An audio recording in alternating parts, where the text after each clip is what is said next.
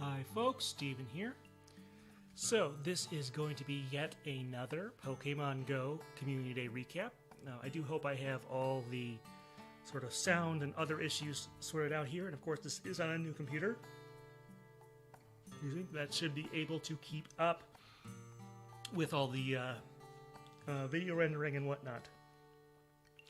We'll also be covering a few other things that are going on with the channel, also some recent podcasts on the Pokecasters network, and some other music stuff that happened this week. Let's see. So first off, let's go ahead and bring up the PowerPoint.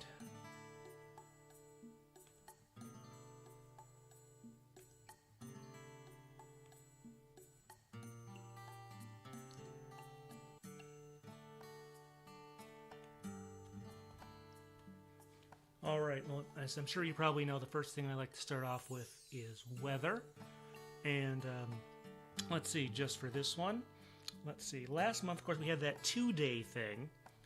And let's see, the high on Saturday was 32, the high on Sunday was 31, right around the freezing mark, low was 22, low 22 also, and about 8.5 miles per hour on wind. So today, well, this is weather for yesterday, but the weather today was fairly similar. Yesterday we had a high of 18 here in Madison, normal was 27, low of 3, normal is 11, so a bit below average in both, but not as chilly as it could be. Earlier this week it was, getting very close to 0, like in the single digits for highs and stuff, so getting below 0 Fahrenheit, so could have been a lot worse, and I would have had to go really change my plans for that one. Average wind speed yesterday was about 9.9 miles per hour. I'd say it was probably less today. It wasn't particularly windy. All this data, as usual, comes from the National Weather Service. All right, so let's go in here.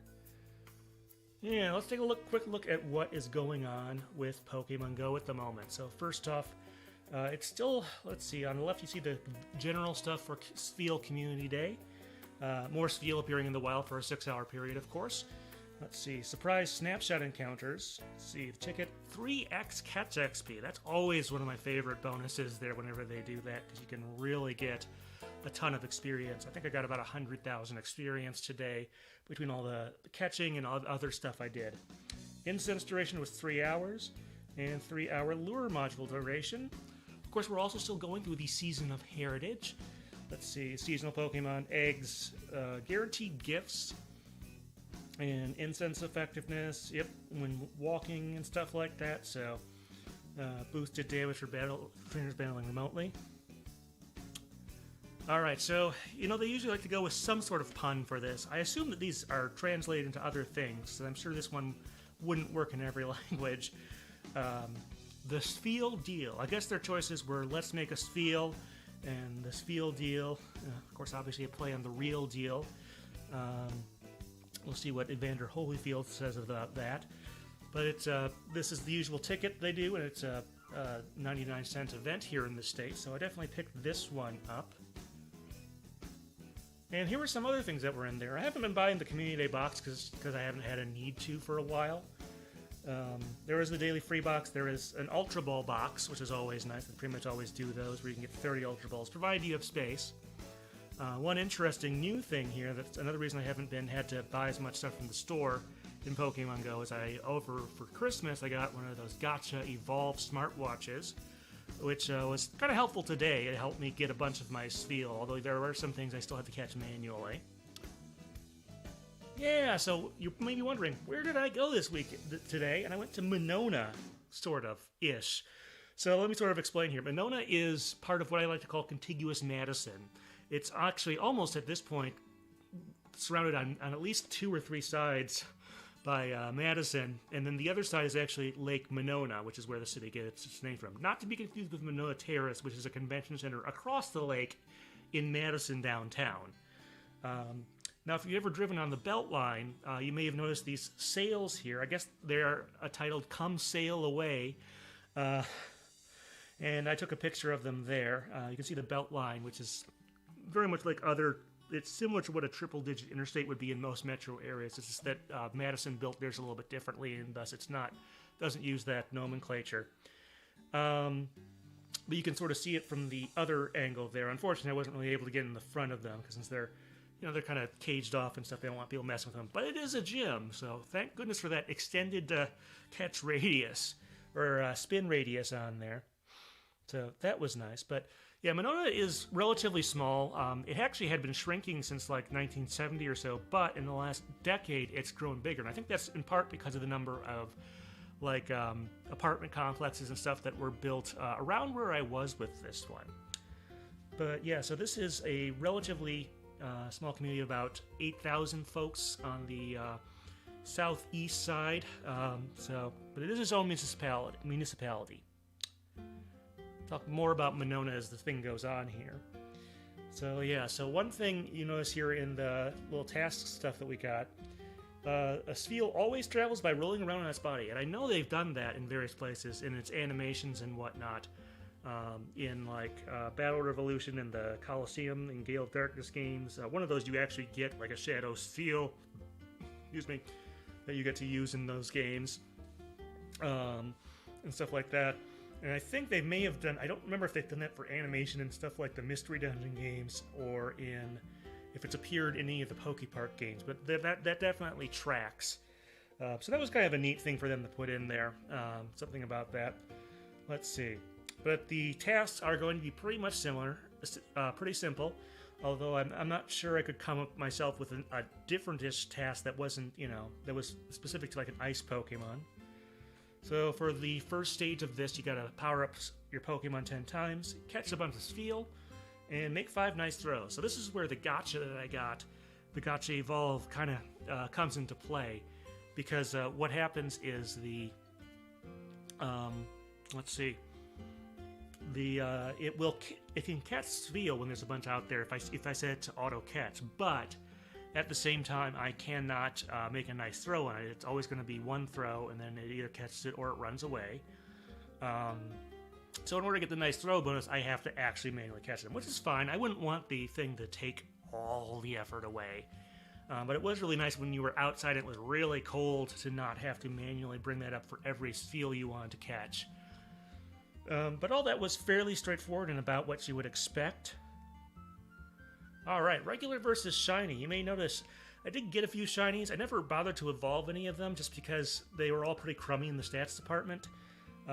But the initial ones I got were actually from the auto catcher on my Gotcha wristwatch. So we're going to compare it here.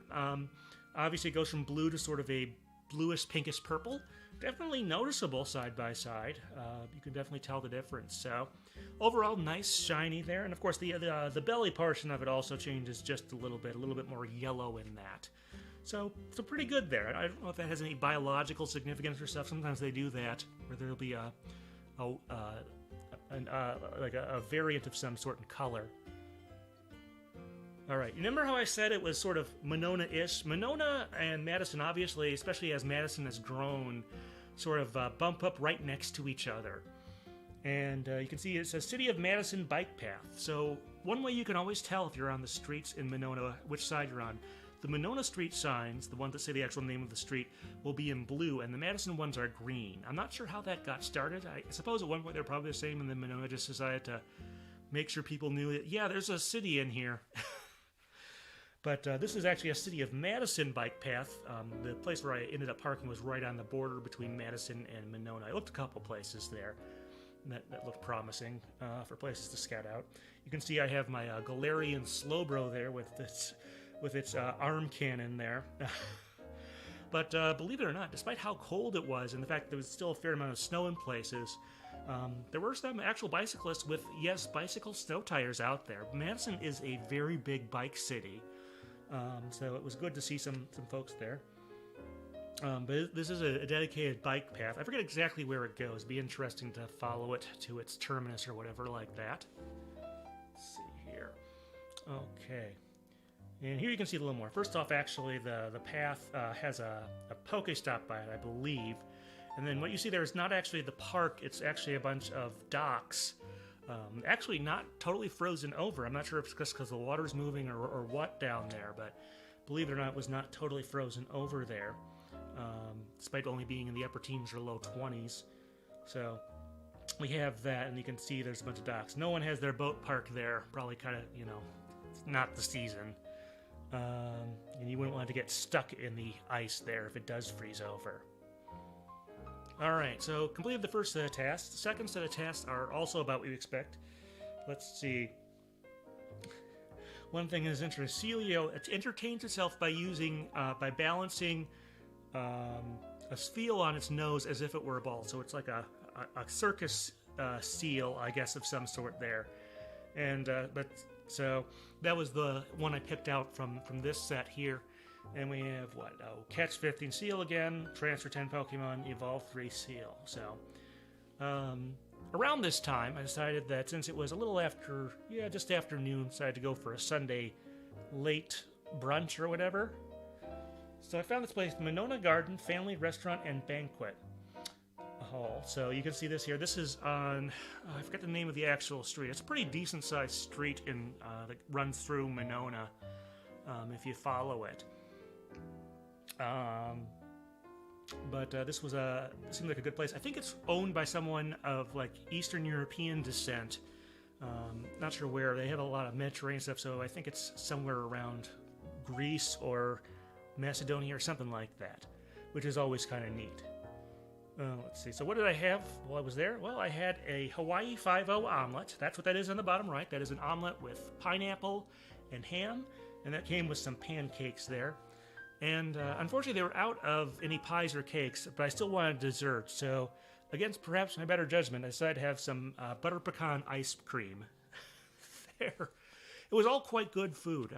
Like I said, one thing I try to do with these, I didn't do such a great job last month with it, but I try to go somewhere that is a locally owned restaurant, during that time, or eatery of some sort, to pick up some things there to let you know about it. So, yeah. Nice little restaurant there.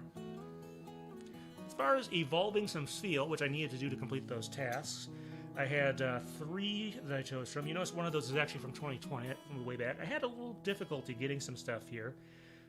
The other 2 I did get today with pretty good stats there, so I decided to evolve all 3 of them into Celio. Wasn't my first Celio, actually. And then with all that done, we go on to step 3. Step 3, yes, something's broken it up, and now the sealer's splashing around the water. So something broke the pond. You can obviously make a wonderful Milli Vanilli song joke here, and I technically already have since I wrote that parody.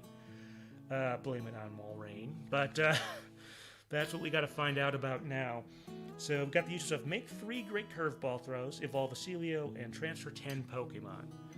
So the curveball throws, well, I was outside when I did this, so I had to use my stylus, my capacitive stylus, to make those throws. I could have used my finger, but it wasn't. But that made things. It was kind of interesting since Spheal is such a relatively large and round Pokemon. The circle doesn't have to shrink too much before you can get a great. So what I would often find when I was trying to do the curveball, either I would completely miss it or I would get it. There were only a few times where I got it but missed the circle there, usually due to timing or to putting too much spin on it. So I wouldn't say it was easy. It's certainly, obviously, if I wasn't outside in the cold at this point again, after eating, that would have worked out there. But I did manage to get through all of it, so that worked out. And of course I had to get a Walrein. Now I had a Celio before this, but I did not have a Walrein. So this is a new entry to my Pokédex. As you can see, I took the one from 2020 before that had nearly perfect stats, went and evolved it, and now I have a Walrein. So that is nice. And of course, as always, there is a special move you get here. In this case, it's Icicle Spear. I had thought it was Icicle Crash, but no, it's Icicle Spear is the name of the attack there. It's a 3-stage charge move. So this might be one I use actually on some of those ones where you have to drain the barriers on like the Team Go Rocket admin and stuff like that, since you can charge it up very quickly and sort of drain their stuff there. Not something that's always going to work partially because of the ice type, but ice is sort of a glass cannon type in the Pokemon universe. And then, of course, you get all your bonuses for Step 4. There's no actual task there. You just get a bunch of bonuses, some XP, some, let's see, what are those, Silver Pineapple Berries, an encounter, a couple encounters. You get another Walrein there. So overall, pretty good value. All right, let's talk about some notable stops and gyms that I found on my way. So, like I said, I was kind of on the border where I was between Madison and I guess the northwest side of Monona. I'd have to double check the map there, but they have this thing called the Monona M, which is this metal sculpture, I assume. I'm guessing the city commissioned it. One city thing I really wish I had taken note of is that they have like a low power FM station there, and you can get around to that. But as far as this metal sculpture, it looks kind of nice. Looks interesting. Let's put it that way. I'm not going to say it looks bad or anything. I'm assuming I would love to know who made it, who designed it, how it got there and stuff. But it is a gym, and actually it was very near that restaurant if you're looking for a landmark there. And I was able to get a bunch of stuff off there, and also put one of my Pokemon in there for after I took over that gym. So that was pretty nice. Let's see. Then we have the Elizabeth Betty Walford Memorial Anchor. I guess since we have a part water type Pokemon, this is a neat one. Would like to know more about this, but apparently this is the Four Lakes Yacht Club. So the Four Lakes refers to the four main lakes around Madison, which is Monona, of course, Mendota, which is northwest of the most of the city. Let's see, Wingra and Wabisa, I think, is the other one. I'm not 100% sure on that, but that's where the term Four Lakes comes from. That's what Madison is centered around. The two biggest ones are Monona and Mendota, which in between them is what's called the Isthmus, which is where the state capitol building is and some of downtown. So that's that stop.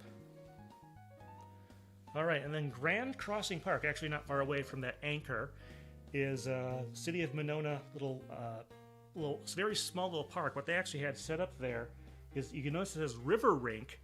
So this is obviously near one of the rivers that runs through the area. And this, excuse me, and it actually was an ice rink. There were a number of people there. And they had also some fires out there. Like I had this gas fire and a couple of wood fires in the area. So that was kind of nice to... I don't know if it made me that warm, to be honest, just because it was, but certainly better than nothing. I also took an AR photo of Spheal here. I looked up its size. Its size is normally about 2.5, 2 feet 8, I believe. So, kind of to think of it, it seemed really big when I took it, but looking up the data later, I think that is about right. So, they're a little bigger than you might think. So, and of course, they're very, very round. So, you kind of get all that there. So that was a kind of nice thing. Let's see. All right, so after that, I had gotten through all my tasks and stuff, and gotten through enough stuff, so I decided to head back. But first of all, the gacha have all, there's still I've hit a few quirks with it, unfortunately. Stuff like that. But I'm getting used to using it, and it definitely did help here. To sort of catch some Pokemon, and then stuff with the triple experience boost. Obviously, I would have gotten more on those if I had manually gone and tried to get the nice or the great on them. But I still got some pretty good stuff there. Glabros Stylus, yeah, it was nice not having to use my finger. I don't have touch gloves, the ones that let you use your fingers on a touchscreen, even though you have gloves on. And then the Great Radius, because it is a sphere, it's unlike some other ones where if they're very vertical or horizontal, you'll get a circle on it. But some of that circle I think is kind of iffy, just because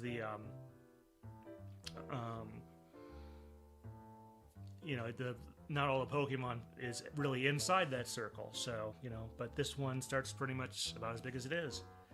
So that all kind of worked. Had fun visiting Monona. So I think the first time I went to Monona was actually at the community center there. They were running a Pokemon tournament. That was actually where I met Devin, Maryland.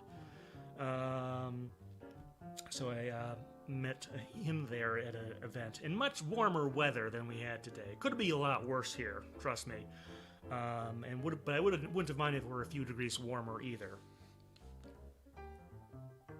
All right, well, we have a couple other things that I want to take care of here. In the Pokemon music news, the Japanese Pokemon channel, YouTube channel, put out a thing called It'll Be Fine, which is kind of weird that it is kind of odd that it's titled there. I'm sure some folks have come across it and just clicked on it with the English text there, not realizing what it is. It's a combination medley of all the ending themes from Generation 4 in the Japanese version of the anime. So it's got By Your Side, Message of the Wind, In Your Heart, La La La, and then I forget what the other one is.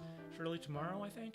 In any case, it's got all those there with an animation involving Dawn and Piplup, where we get to see, I guess, ostensibly some of Piplup's pre-Diamond and Pearl anime life, I guess, where it lived with a group there and stuff.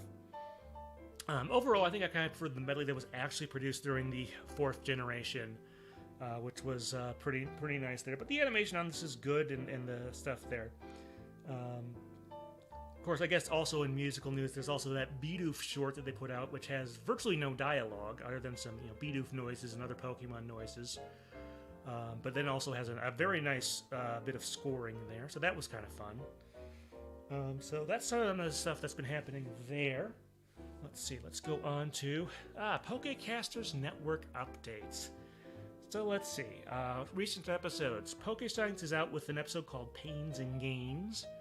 Not sure exactly what that is. Critical Hitmonlee, episode 55, City on the Volcano.